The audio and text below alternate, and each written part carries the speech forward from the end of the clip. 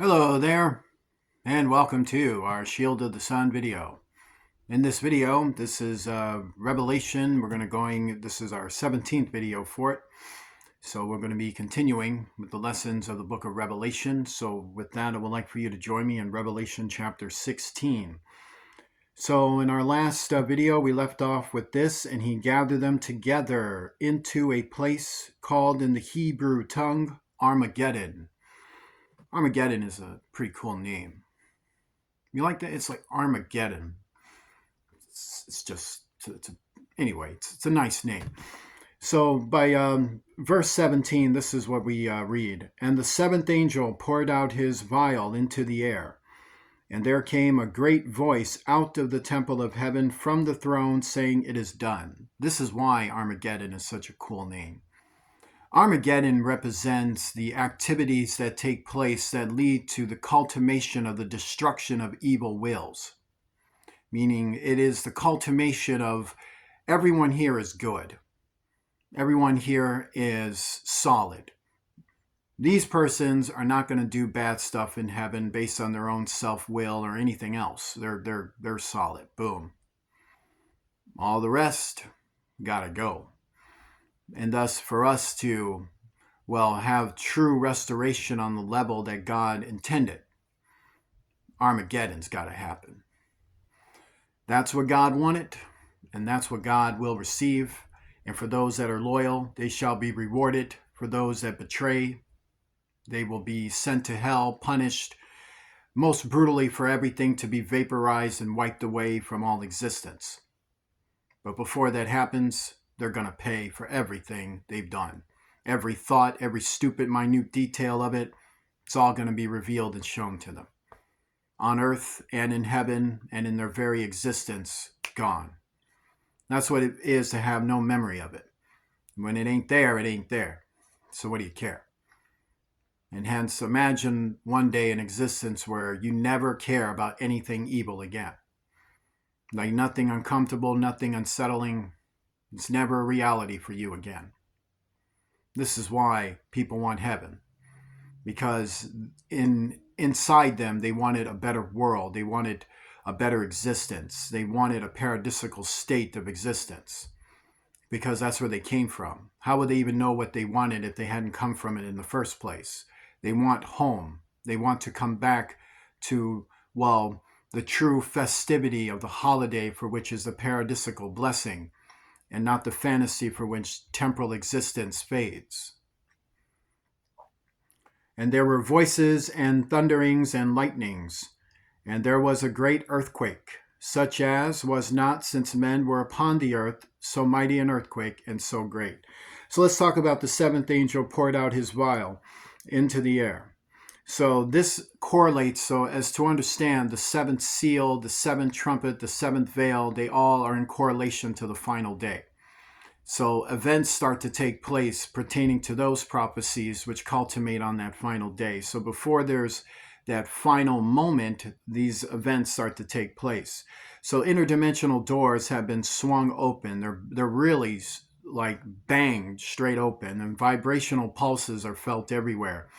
And there were voices. So that's to say the voices coming from the interdimensional spheres. So you got heaven and thunders and lightnings. So these are voices coming down from heaven, giving warnings, giving terror, giving wrath upon the earth.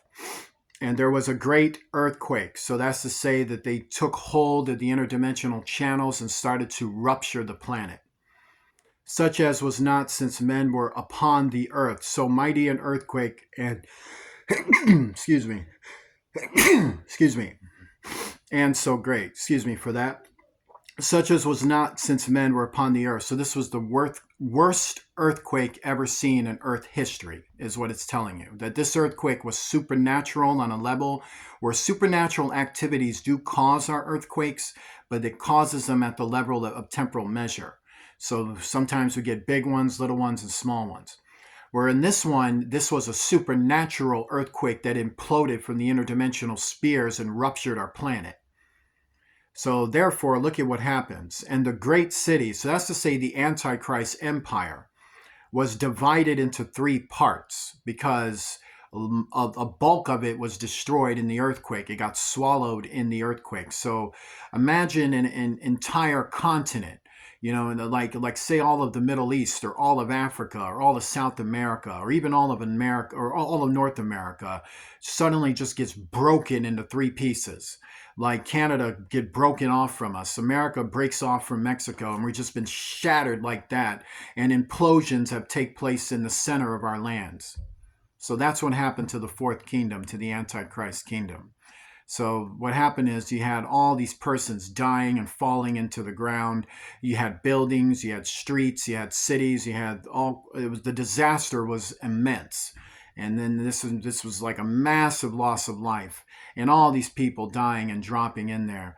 So at this time, you had millions on the planet, and then there was a surplus of millions of them, or to say millions of those population dying. So they're dying, dying, dying, dying.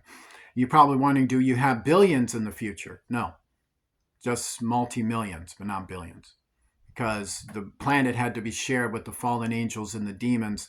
So therefore, they were the ones who actually depopulated the earth in the very far future. In that setting, and prior, it was catalysms that were depopulating the earth. But there will always be a resurgence and a birth, but then the population was being reduced and reduced in numbers, and thus that is what was prophesied would happen, as the numbers would get smaller because the persons meant for heaven are being consolidated and those not are being left to face the wrath of God in the world for which they wanted so badly, which is now, this is what's happening to it. And the cities of the nations fell, that's confirming what I just said. And great Babylon, that's confirming what I just said, came in remembrance before God. So that's their empire. That's not to say anything with Nimrod or anything like that. Is to say that when the Antichrist started his kingdom, he formulated it and named it Babylon, and told the entire world that God would do nothing about this, that God would never intercede on this, that I'm put into power because I'm God. No one stops me because I'm God. That's why. That's what he's saying, that I'm God on earth, so no one's doing anything about this. So God remembered those words and the words that those people believed. To give unto her, the devil, on earth, the cup of the wine of the fierceness of his wrath, confirming what I'm saying. And every island fled away, and the mountains were not found, because they were destroyed, and a lot of the islands swallowed into the waters when the earthquake happened. And there fell upon men a great hail out of heaven. That's from space. So something happened in space, the wrath came. So there was destruction going on in the universe. So the universe, like the outer quadrants were being incinerated. So you had star systems being destroyed. And a lot of, in these star systems, when they're being destroyed, the effects of that destruction falls through the space-time circuits and spheres, and then that starts to filter down into our quadrant, into our star system, and then into our planet.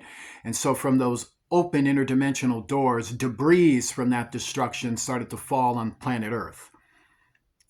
Every stone about the weight of a talent. So that's to say, basketball size, big giant size, some even tall. I mean, really big, like, stones. And they're falling from space. So think about the speed it's coming in and the impact it's going to have. Every stone about the weight of a talent. So that means these rocks were falling and exploding on the earth. It was just bam, bam, bam, bam, bam, bam, bam, bam, and people were getting leveled while they were already seeing their cities and their and streets and persons falling into these big holes and cracks and all of this destruction. So then they come out there and you just, oh my God, now you got stones falling from space, coming out from the atmosphere and then falling everywhere. And of course it's coming from the spheres. Now, I'm sure mankind definitely took this opportunity to go, hey, oh man, God, I'm sorry. Lord, I'm sorry. I'm sorry, Lord. Lord, what was I doing? I don't know what I was doing. I was so stupid. No, this is what they actually do. And men blasphemed God because of the plague of the hail, for the plague thereof was exceeding great. Oh, was it? So to understand, that was their attitude about it, that this was so horrible. This was beyond belief. How could God be this bad? Well, then they never ask themselves, well, why are you this bad? Do you have any idea what you're doing to this environment, what you were doing to the human population, what you were doing to yourself? Like you allied yourself with demonic alien forces and then allied yourself to initialize our planet to be swallowed and taken, in our civilization and our livelihood and our liberty and our freedom as mankind to be taken over by fallen angels and demons. And you were cannibalizing each other, killing each other, and taking all love, all art, all glory, and using it for satanic, ritualistic, cannibalistic purposes.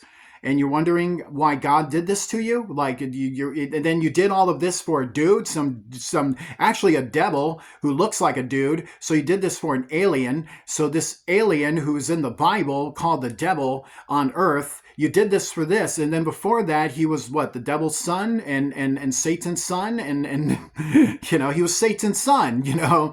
So and of course, all of this is just so interesting that they do all of this evil stuff, and then they are so mortified that something has happened to them. So and so to understand it, and men blaspheme God because of the plague of the hail. So they didn't blame themselves, they blamed God for it, even though they're responsible for it. So this is what you got with Satanists. So what are Satanists? This is another example of what they're like. Is that they cause the problems, they cause the situations, they cause it, they cause the drama, they cause the robberies, they cause the destructions, they cause the murders, they cause all these anti-authority, anti-government, anti-God stances, and this and that, even anti-male, anti-female. They do all of that.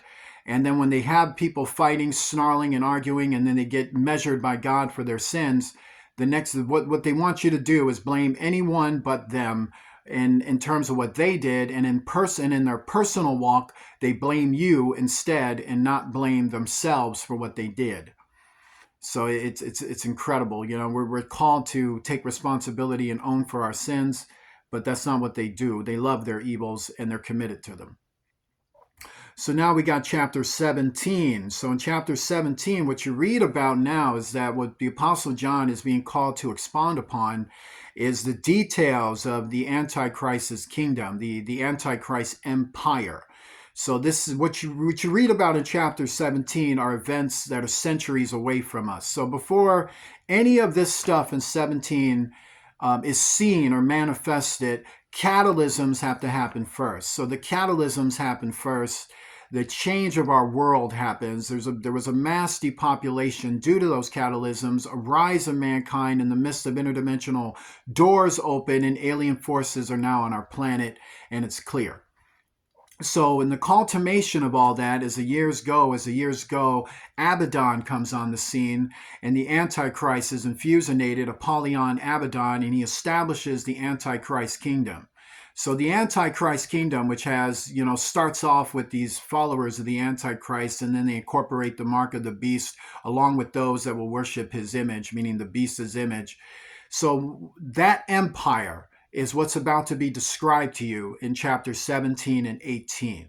So that has got nothing to do with any nation today. So there's no nation on earth right now, none that is in this prophecy, and won't be probably for the next 80, 100 years until there's a catalysms take place. And even when the catalysms take place, it's still going to be some time before this happens. So there's no nation on earth that's Babylon, all right? We're not Babylonians out here, okay? So let's go to chapter 17, verse 1. And there came one of the seven angels which had the seven vials, and talked with me, saying unto me, Come hither, I will show unto thee the judgment of the great whore that sitteth upon many waters. So notice the word great whore. So it's just talking about a supernatural entity is what it's talking about. A supernatural entity that was described from the beginning. So did you know that the devil is called the great whore? Not a man, not a person, not a male or a female or some supernatural sorceress or something, or sorcerer if you like, you know what I mean? No, great whore, the devil, alien entity, a being, is what it's saying. That sitteth upon many waters, meaning many spiritual supernatural kingdoms, meaning the devil that runs the reins of the satanic host sits on many waters, rules these unseen dark dimensional spheres. with whom the kings of the earth, so that's to say those kings we talked about over there in chapter 16. So these were the kings that were fusionated with the fallen angels and their demonic technology and their circuitry and fusionation. So these kings of the earth were a set. They were a satanic group that ended up rising to power through the Necocolitanes and the Nephilim of the future. And they infusionated with the fallen angels, and they rule on behalf of the fallen angels on earth, and their leader is the devil on earth. With whom the kings of the earth have committed fornication. So what kind of fornication are we talking about? Well, to understand, we're not talking about the stupid variety, which isn't real fornication. So fornication is to say you've given up on humanity. It's to cheat on you. It's to cheat on all that is love, all that is good. It's betrayal of the heart. It's internal betrayal against humanity. It's heathenism. It's outright heathenism. So committed fornication is to say they are committed to the courses of being anti-male, anti-female, of being all about the fallen angels. They've cheated on mankind with fallen angel doctrine and fallen angels themselves. They've given their sex, they've given their love, and they've given their humanity over to outside alien forces, and that's fornication. When you give what God has given to you for evil purposes, that's fornication. When you're trying to love someone, that's not. You have to know the difference internally, and the conscience reveals it to you. But this is even worse. This is perpetrated by the great whore on a mass scale to be anti-humanity with fornication. So imagine that. And the inhabitants of the earth have been made drunk with the wine of her fornication. That's confirming what I'm saying to you. That this fornication is about the devil and unifying your mankind existence with the devil and using all those gifts you're supposed to use for each other, but using them for the purposes of the devil. So this is what this civilization is like. This civilization worships the devil on the throne, and the devil is in the appearance of this male, of this person. But it's a feminine being that has taken control of this person and even created this person's physiology. And this person has been brought to this earth to be taken over by the devil, who will manifest on our planet and take the reins of the kingdom, or take the reins of her kingdom through this male image and rule an antichrist kingdom on earth called Babylon the Great. So he carried me away in the spirit into the wilderness, and I saw a woman sit upon a scarlet-colored beast. That would be the devil that I'm talking about. Full of names of blasphemy, having 7 heads and 10 horns. So this ain't a pope, if you will. This ain't some sorceress from Wicca or something. This is none of that. None of that. This is the devil. This is Satan on earth, but the devil specifically. As Satan is, there's been a change up in the leadership position. So Satan goes to hell, and the devil takes the reins on earth. So as the devil does, the devil takes over and takes over what is the host of Satan, ruling it from earth, rather than from an unseen interdimensional sphere like now. So that's worse. It's a lot worse. So that means the satanic host is your neighbors. Like, they're already there in the elements in the unseen place, but in the future, they're like down the street. Like, don't go in that area because giants come out and eat you. And the woman was arrayed in purple and scarlet color, and decked with gold and precious stones and pearls, meaning the devil had all the wealth on the world and had the reins of all material resources and reins of technological implementations to break down those implementations for metallurgy and chemicalizations and for reverse engineering and engineering, and thus all material wealth, all worldly wealth, and even supernatural power on the smallest level of what is called earth-based measure was put into the hands of the Antichrist. Forcing what? The population to believe in God. If you want power over this, you're going to have to seriously give yourself to God, because that's how much power is being given to this Antichrist. And who can give the Antichrist this power? God. Why? To fulfill prophecy. That's why. having a golden cup in her hand full of abominations, we know what that is, and filthiness of her fornication, and we know what that is too. And upon her forehead was a name written, Mystery, Babylon the Great, the mother of harlots and abominations of the earth. It has been explained, and I shall explain more. Please join me in a prayer. Lord Jesus Christ, cast down all evils. To you who knows our needs before one can even ask, I pray, Lord, for spiritual, physical, and mental healing, for the first to the last, and to be delivered. I pray for the congregation, for our enemies, for our families, and for all, that they be delivered from evils, each and every one of us. In Jesus Christ's name, amen. Like to donate, please do so using Cash App to $ Shield of the Sun, spelled in small case letters, close together. The descriptions would be in the description box below. Please be generous and kind, and I shall see you soon.